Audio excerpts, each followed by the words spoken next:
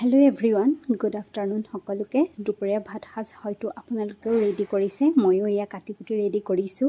দেখি গম পাইছেই উৰহি আলু হয়। কালি সন্ধিয়া মিষ্টাৰে উৰহি আনিছিলে বজাৰৰ পৰা আৰু কৈছিলে বনাই দিয়া খাম, তাকে যা যোগাৰ কৰিছোঁ।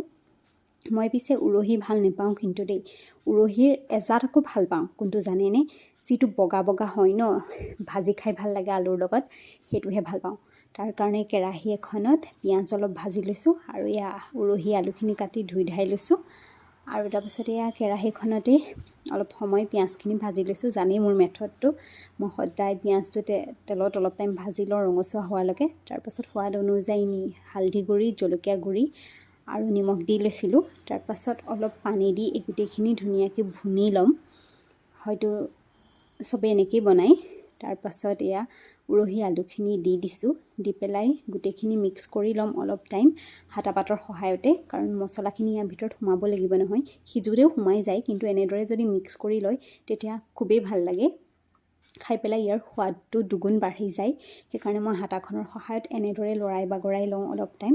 তাৰপাছত ঢাকনি এখনেৰে সিজিবৰ কাৰণে ঢাকি থ'ম। আৰু এয়া চাওকচোন, মই সেইদিনাখন ৰবাব টেঙাৰ গুটি খাই গুটিকেইটা ইয়াতে পচাই থৈছিলোঁ আৰু এয়া পুলি ওলাইছে, আৰু নেমু গুটিও দিছিলোঁ, তাৰো এয়া হয়তো নেমু পুলি ওলাইছে, আৰু সৰু সৰু ঢেৰ কিবা কিবি মানে পুলি ওলাই আছে। ডাঙৰ হ'লে গম পাম। আৰু কঁঠাল গুটি এটা পৰিছিল যে, এইটো হৈছে গম পায়, মানে যেতিয়া নিজৰ হাতেদি কিবা এটা পেলোৱা হয় বা ৰুবলৈ চেষ্টা কৰা হয়, যদি হয় খুব ভাল লাগে নহয়নে? মোৰো খুব আনন্দ লাগিছে।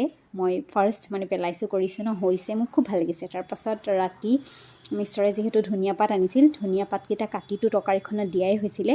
তাৰপাছত গুড়িটোত মানে শিপা ওলাই আছিলে, মই ভাবিলোঁ ৰুই দিওঁচোন, হ'লে হ'ব আৰু হ'লে খাবলৈ পাম, ভাল লাগিব নিজ হাতে ৰোৱা বস্তু। তাৰপাছত টাব এটাতে মানে মই ৰুই থৈছোঁ, কালি ৰাতিয়ে ৰুই দিছোঁ লগালগ, আৰু এতিয়া ৰাতিপুৱা চাইছোঁ যে ঠিকে আছে।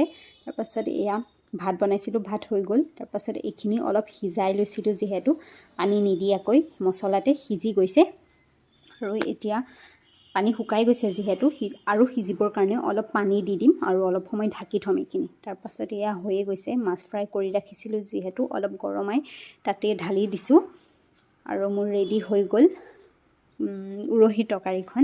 আৰু আপোনালোকে খাই ভাল পায়নে বাৰু, জনাবলৈ নাপাহৰিব। দুপৰীয়া ভাত সাজ খাব বহিছোঁ, খালেনে আপোনালোকে?